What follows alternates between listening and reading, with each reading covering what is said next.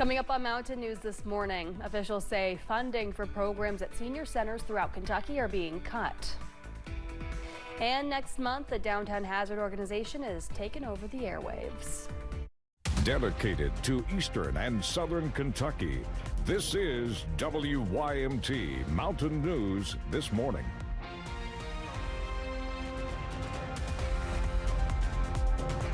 Good morning, Mountain family. I'm Amelia Lee here with you on this Friday, September 26th.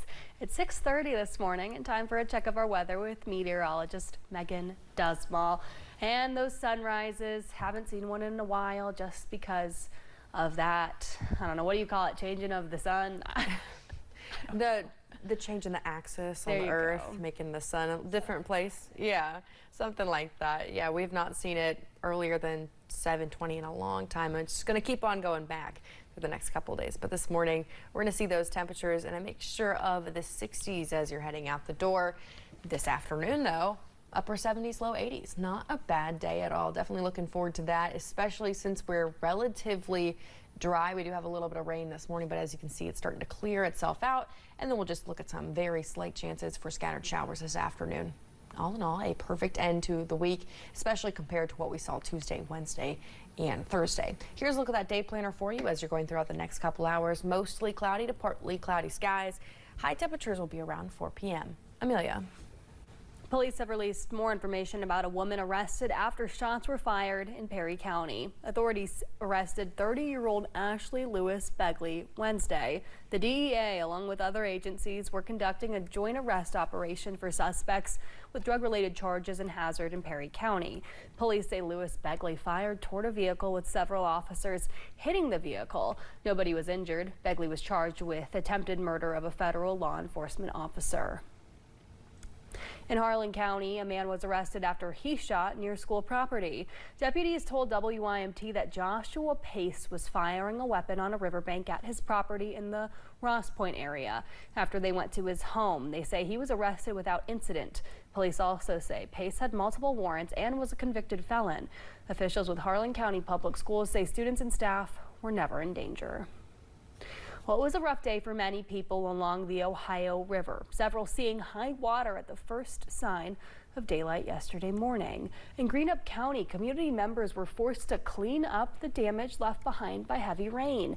Heavy rain left the yard of Plaza Community Church of the Nazarene underwater. One man woke up to help his mother clean out water out of their basement, only to realize his work was just beginning. And I get a text message from one of our kids at youth group asking if I've been to the church yet. I said no. He proceeds to send me a picture of how flooded the area was. Businesses near the church were also impacted by the high water. Well, officials say funding for programs at senior centers throughout Kentucky are being cut, including Meals on Wheels. Folks at the Clay County Senior Center say they rely on their services. Joanne Sizemore is battling breast cancer. She counts on meals from the center since it's difficult for her to make her own food during her treatments. I just hope and pray that they figure out some way, that they can save them, because it's a blessing to a lot of people you don't know about.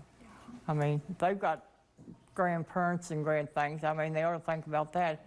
If the role was reversed, wouldn't they want it for their family? The center says they plan to head to Frankfort in February to tell lawmakers why they need funding for these vital programs.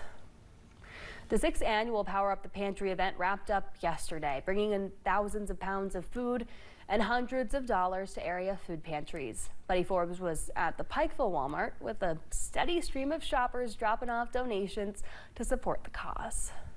Thank you so much. God bless you. WYMT partnered with Kentucky Power and God's Pantry Food Bank to give back to the people of Pike County. People in East Kentucky and Appalachia, we're prideful people.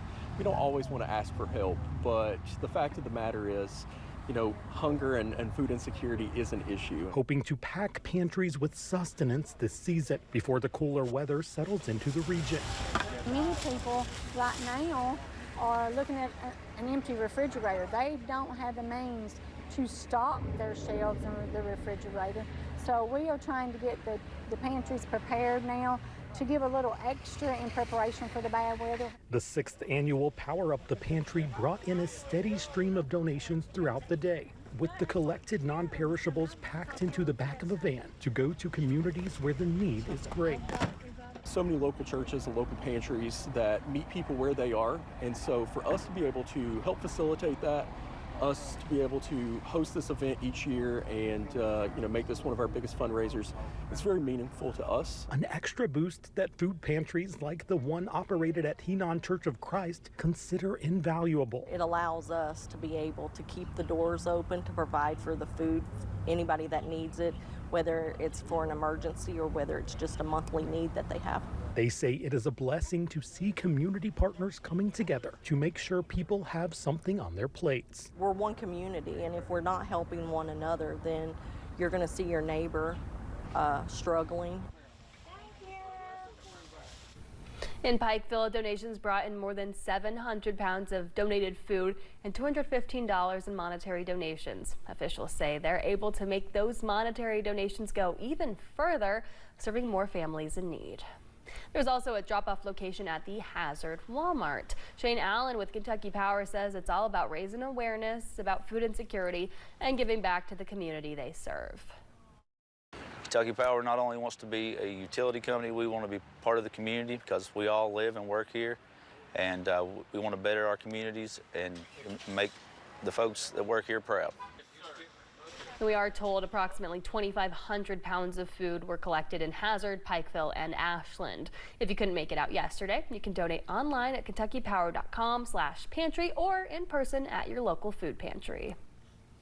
One of the largest festivals in southern Kentucky is underway. The 35th annual World Chicken Festival takes place in downtown London this weekend. Between 75,000 to 100,000 people are expected to attend. The festival features live entertainment every night, which is free, but you will have to pay to park, for food, items from vendors, and the carnival rides.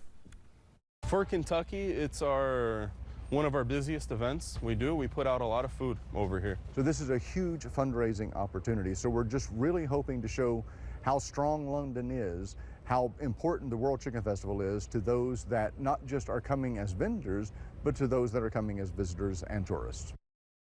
Organizers say the fried chicken skillet will be open on Sunday for the first time this year.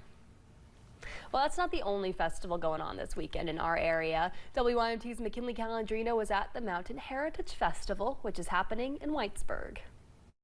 Today is the third day of the Mountain Heritage Festival, an annual tradition that keeps bringing people back to the heart of Appalachia. Rain or shine, the community gathers every year to celebrate. The festival is filled with sights and sounds of home, from live Appalachian music and carnival rides, crafts on every corner, and local food vendors. But for many here, this festival means more than just fun. Community members say this festival keeps the culture alive and gives it back to the people who call these mountains home. We pride ourselves in only allowing nonprofits for our food booths, so it's our church groups and our sports groups and school groups and things like that get to sell those food, and it goes right back into our community. If you haven't had time to join in on the fun just yet, the festival will wrap up on Saturday night, so there's still time to catch up with old friends and embrace the mountain heritage. In Letcher County, McKinley Calandrino, WYMT Mountain News. There'll also be live music performances from Waylon Nelson, the Hall Brothers Band, and more. To see the full festival schedule, you can visit our website, WYMT.com. Well, Apple Red Legal Aid is offering assistance to those filing FEMA appeals. The organization offers free services. Whitney Bailey is the disaster response coordinator. She says even if you receive a letter in the mail saying this is a final decision, do not panic or feel discouraged, because there is still a way to get a successful appeal.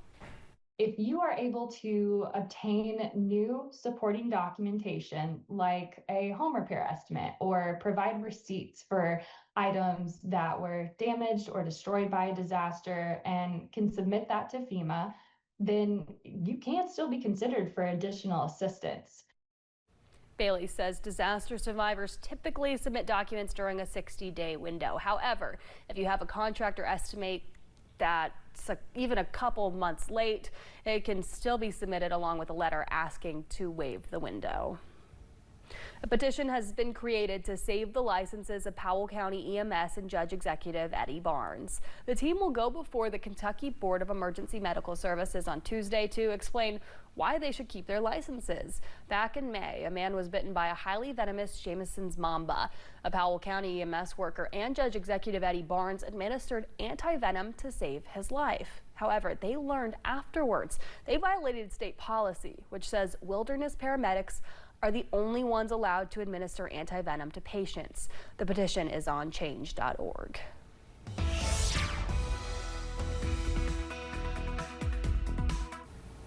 It is a foggy start to your day, especially for those folks living in our northwestern counties. You need to be careful driving out and about, especially in those valleys, and have your low beams turned on. We're watching just a little bit of rain left over this morning, but it is clearing itself out, and then we're just looking at a very slight chance for some scattered showers as we head into the afternoon. Overall, a much calmer day compared to what we've seen this week. So on the way to the schoolway, you need to know temperatures will be in the mid to upper 60s, and by the time you're heading back, we're looking at a mixture of mostly cloudy to partly cloudy skies, temperatures in the upper 70s and low 80s. Amelia. Well, thanks so much for joining us on Mountain News this morning at 6:41. A growing sport is changing the way some people think about strength. Travel